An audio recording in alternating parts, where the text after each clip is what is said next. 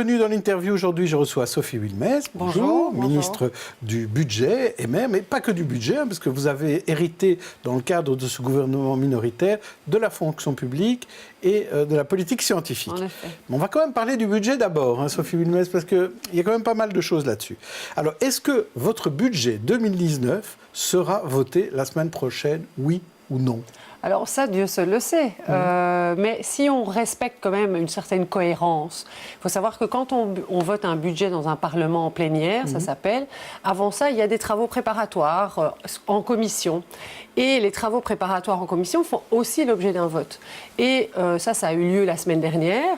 Et on a reçu le vote, on a reçu le OK de la commission. Donc il y a une majorité de la commission qui a voté pour le budget. Et c'était du temps de Michel I, ça. Mais c'est toujours le même temps. On a effectivement un partenaire qui a décidé entre-temps de quitter le gouvernement. Il faut savoir aussi que le budget, c'est des recettes et des dépenses. Mais donc, c'est des recettes aussi. Et j'ai préparé ce budget donc avec mon collègue Johan Van Overtveld de la NVA. Il a été défendu. On l'a défendu tous les deux devant cette commission. Et donc, moi, je pense, mais je peux me tromper, que si les uns et les autres sont cohérents avec eux-mêmes, puisque le budget n'a pas changé entre la commission et la plénière, ça devrait passer. Ceci étant dit, les agendas politiques sont parfois difficiles à appréhender. Et donc, on verra bien ce que les uns et les autres souhaitent faire. Justement, du côté de la NVA, on a dit ce budget, effectivement, c'est notre budget aussi, mais il fait partie d'autres mesures. Donc il y a le budget, il y a des mesures de job deal, le fameux job deal qui a démarré cet été, il y a encore des textes à faire passer. Donc on veut que ce soit un ensemble. Est-ce que vous êtes d'accord, côté du gouvernement, du côté du MR, de dire c'est un ensemble ou bien le budget est séparé du reste ? Alors le budget, par définition, le budget, c'est la capacité que va avoir un gouvernement à exécuter toute une série de mesures. Et dans ces mesures de budgétaires, il y a le jobs deal, effectivement. Et la mesure du jobs deal, ça n'est pas une mesure NVA, c'est la mesure du gouvernement. On a totalement intérêt à faire en sorte que les différentes mesures qui sont à l'intérieur du jobs deal passent. Pourquoi ? Parce qu'on voit qu'il y a une inadéquation entre l'offre et la demande de travail. Il y a plein de jobs qui restent inoccupés et on doit travailler là-dessus. Et donc il y a une série de dispositifs qui doivent être votés. On verra de nouveau qui prend ses responsabilités et qui souhaite aller de l'avant dans ces mesures. Alors maintenant, faisons un peu de science-fiction. Le budget, pour des raisons politiques, comme vous dites, le budget n'est pas voté. Il n'y a pas de majorité pour ce budget. Qu'est-ce qui se passe alors ? Est-ce que la Belgique se retrouve sans budget fédéral ? Alors oui, quand le budget n'est pas voté, on n'a pas de budget. Mais ça veut dire qu'on n'a pas d'argent ? Alors qu'est-ce qu'on peut faire ? On peut faire ce qu'on appelle une loi de finances, qui est en fait, on reprend le budget de l'année dernière et on permet aux administrations de dépenser sur 3 mois, en fait, 3/12 du budget de l'année précédente. Mais ça veut dire quoi, ça ? Ça veut dire aussi que toutes les nouvelles initiatives qui demandent des sous, par exemple, nous avons prévu d'engager des nouveaux policiers, c'est de l'argent supplémentaire. En 2019, nous avons prévu de travailler de manière plus importante à la construction du RER, c'est de l'argent supplémentaire. Ça veut dire que ça, faudra attendre le trimestre d'après, peut-être. Ah non, c'est même pas qu'on doit attendre le trimestre d'après, c'est qu'on ne peut pas les réaliser. On ne peut pas les réaliser parce que l'essence même du budget en 12e provisoire, comme on l'appelle, eh bien, c'est de reprendre le budget de l'année précédente. Et manifestement, l'année précédente, ces montants-là n'étaient pas prévus. Et donc, vous ne les aurez pas et donc vous ne pourrez pas prendre de nouvelles initiatives. Ce qui est quand même un vrai problème. Alors, ce vote du budget, ce serait un signe parce que cette majorité minoritaire aujourd'hui, ce gouvernement, tient à un fil puisque l'opposition, qui est, elle, devenue majoritaire, insiste pour que le Premier ministre demande la confiance. Alors, qu'est-ce qu'on votera dans l'ordre ? Est-ce que c'est d'abord le budget qui sera voté ou d'abord la confiance ? Eh bien, d'abord, il y aura, jeudi, mais c'est assez technique, il y aura les motions qui seraient déposées mardi. Parce les motions en 2 mots. Hein. Voilà, les motions. Parce que de l'émotion, il y en a beaucoup aussi. Alors, de l'émotion, il y en a aussi beaucoup. Mais ce seront des motions qui seront déposées par l'opposition qui a décidé d'interpeller le gouvernement mardi. Il s'agit d'un processus différent. Pour revenir à votre question sur la fameuse motion de confiance, ce qu'il faut comprendre, c'est que chaque entité a son arsenal, a sa boîte à outils. Le gouvernement a comme arsenal et comme prérogative de déposer une motion de confiance s'il le souhaite, de la même manière que le Parlement, lui de son côté, a la possibilité, dans ses prérogatives, de déposer une motion de méfiance s'il le souhaite. Alors il faut juste remettre chaque chose à sa place. Si le Parlement souhaite interroger la légitimité du gouvernement en place, son option, c'est la motion de méfiance. Et ça, évidemment, il rechigne à le faire, le Parlement. Pourquoi ? Parce que si motion de méfiance il y a et qu'elle est adoptée, eh bien, vous prenez un risque majeur. La réponse à ça, c'est les élections anticipées.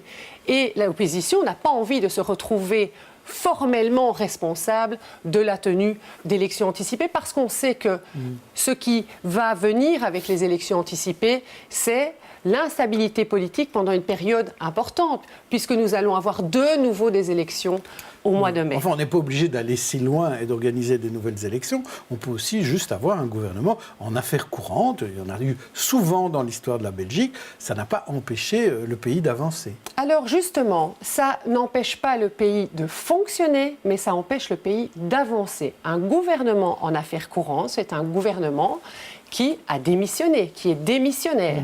Un gouvernement en affaires courantes, c'est un gouvernement qui ne peut pas venir porter de nouvelles initiatives. Pourquoi ? Parce que les prescrits sont très clairs. Les affaires courantes doivent permettre la continuité de l'État. La continuité de l'État, vous n'entendez pas nouvelles initiatives, vous n'entendez pas l'engagement de nouveaux policiers, vous n'entendez pas des moyens supplémentaires pour ceci et cela. C'est ça qui est important. Et donc, on est en train ici de parler, ce n'est pas anodin, ce n'est pas parce qu'il y a une certaine période, on a eu 500 jours sans gouvernement actif, que c'est une situation qu'il faut vouloir recommencer. Parce qu'effectivement, l'État ne s'arrête pas de fonctionner, mais il n'avance plus. Et je pense qu'aujourd'hui, avec les défis, on l'entend, les écologistes nous parlent de climat, et la population surtout, il faut prendre des décisions majeures très vite. Pour ça, vous avez besoin d'un gouvernement en plein exercice. Oui, mais si on fait le système de gouvernement minoritaire, ce que demande Charles Michel avec sa fameuse troisième voie, vous êtes quand même sous l'influence de n'importe quel parti au sein du Parlement. Vous devrez aller convaincre chaque fois d'autres partis de voter un texte que vous proposez. C'est tout à fait vrai. C'est très difficile, surtout il ne reste que 4 ou 5 mois. Alors, ça n'est pas facile, mais c'est souhaitable par rapport à une situation d'instabilité politique ou de situation d'arrêt. Pourquoi c'est souhaitable ? Parce que l'on peut quand même se retrouver, je pense, avec les parlementaires sur des projets d'importance pour la société. De quoi parle-t-on ? Du pouvoir d'achat, de la sécurité et du climat.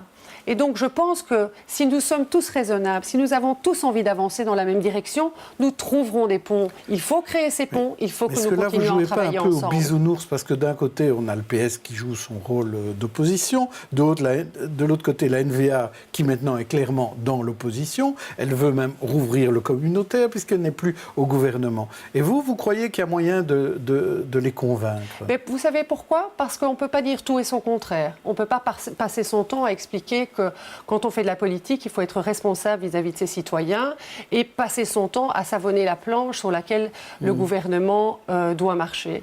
Et donc, moi, je suis convaincue que si on prend au mot les membres de la Chambre et que s'ils ont vraiment la volonté de vouloir avancer, nous serons capables de créer des compromis. C'est ce que nous faisons tout le temps, le compromis. Et donc, pourquoi est-ce que nous n'arrivions pas à trouver ces compromis avec la Chambre ? Mais pour pouvoir créer de nouvelles initiatives, pour pouvoir faire avancer, nous avons besoin d'un gouvernement en plein exercice. Et je vais vous dire autre chose. La Chambre a une autre possibilité, c'est de faire ce qu'on appelle un vote de méfiance constructive.